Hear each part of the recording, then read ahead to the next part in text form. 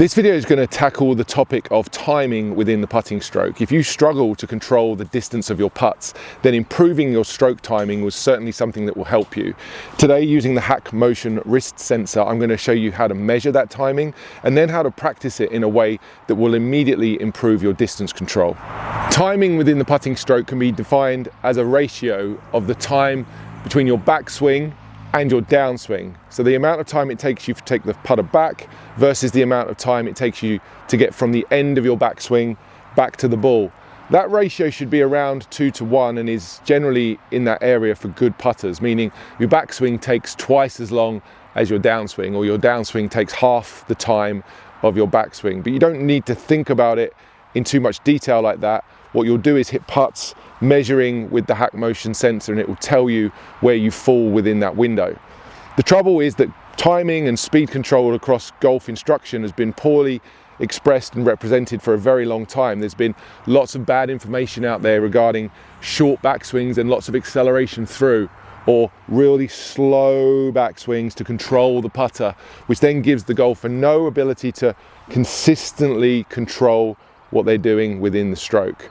I'm going to hit a couple of putts here and just show you how my timing looks within my stroke and the sort of things that you can look for when you're starting to practice with HackMotion. The timing there was 2.3. There's a window of acceptance here that you'll be able to fall within, and I promise you that once you understand how this timing concept works, what you'll really be doing is understanding how it feels, and it's the feel that you can apply when you go out and play.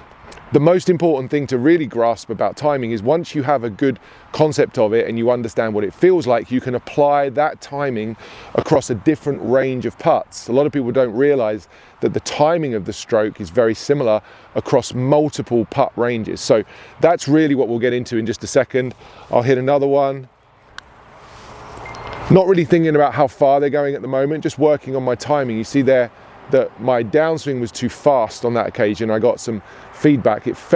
My stroke felt quite rushed. So it's interesting how the data and the feedback is very closely aligned to what I feel. When I get the timing correct, my putting stroke feels quite nice. When I get it wrong, my putting stroke feels out of sync. So one more of those, and then we'll get on to how you could practice this if this is an area of your game and your putting that you're looking to improve. Once again, a little bit slow, that time on the backswing. I need to do some practice. Let's show you how to do that.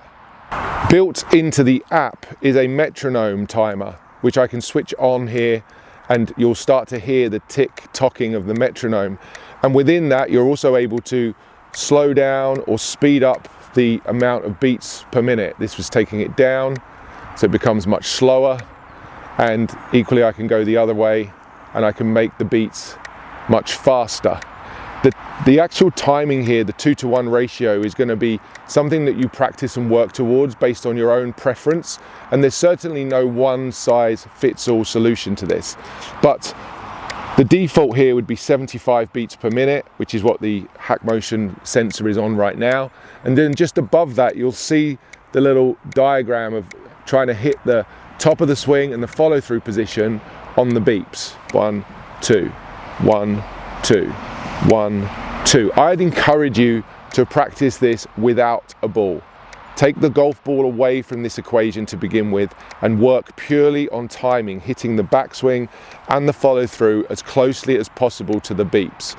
If it feels too slow, you could speed up the timing. If it feels too quick, you can slow it down.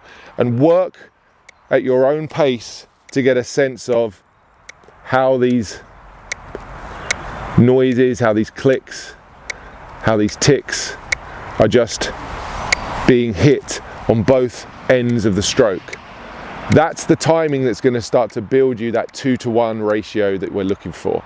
So let's go ahead and just do that a little bit of more practice, and then we'll introduce a ball to the equation. So I'm even using the visual there on the screen of trying to get the putter to match the arc and the end points of the backswing and the follow through.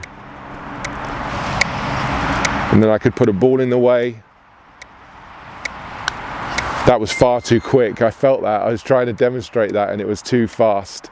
in the downswing. I just really rushed that. I didn't allow myself to hit the beeps. Let's do that again.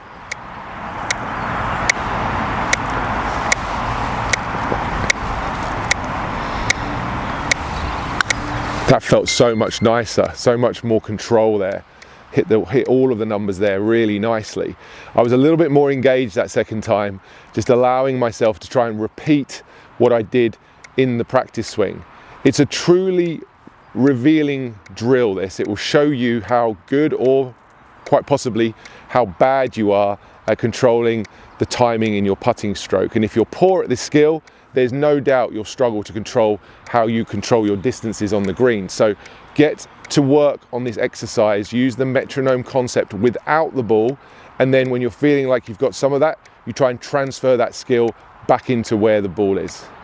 Quick question for you. Did you know that 80% of your golf ball's direction comes from the club face angle at impact? And it's your wrists that control that angle. If you want to hit straighter shots and add more distance to your game, then check out the link in the description below. And to finish things off, I just want to show you and demonstrate how that timing, once you have it, can be applied to putts of different distances.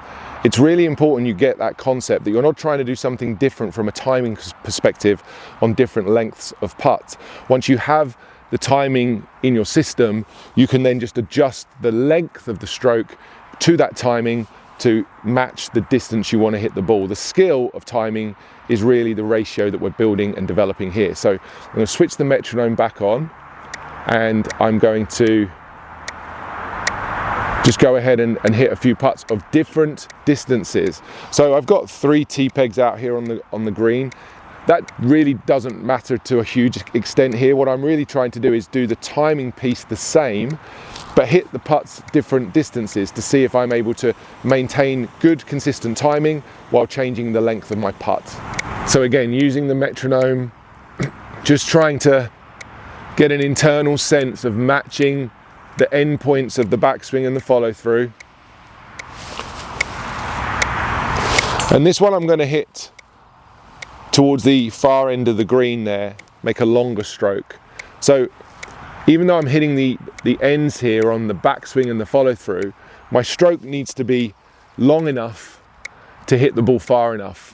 And in terms of fitting it into this timing, it then needs to move, the putter needs to move a little bit quicker overall, but the ratio of the backswing and the downswing time is staying the same.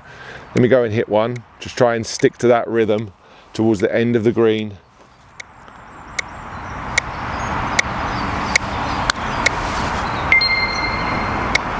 That's just rolled past that end target. Again, the timing there is pretty good. And I have to say, it felt quite nice off the putter face. Okay, so that's the concept, keeping the timing close to that 2.0 number, 1.9 on that one, and then adjusting the distance based on how long the stroke is. So now I'm gonna hit the ball less distance this time. Just gonna reintroduce that metronome. I find it quite useful to see the movement of the putter there on the app. Looking at it as I just start out, and then take my eyes off of that and try to just internalize that feeling as I go.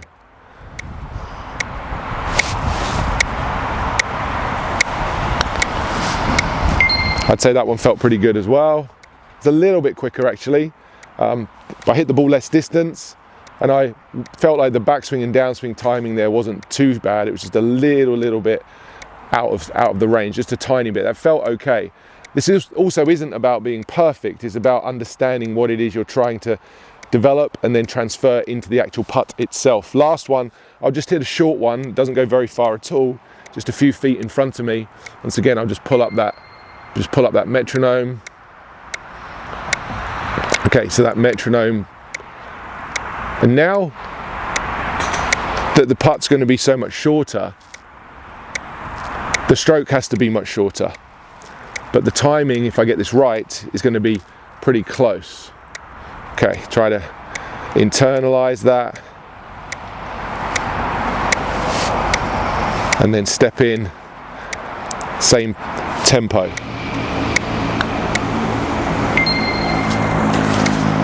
Similar tempo to the one before.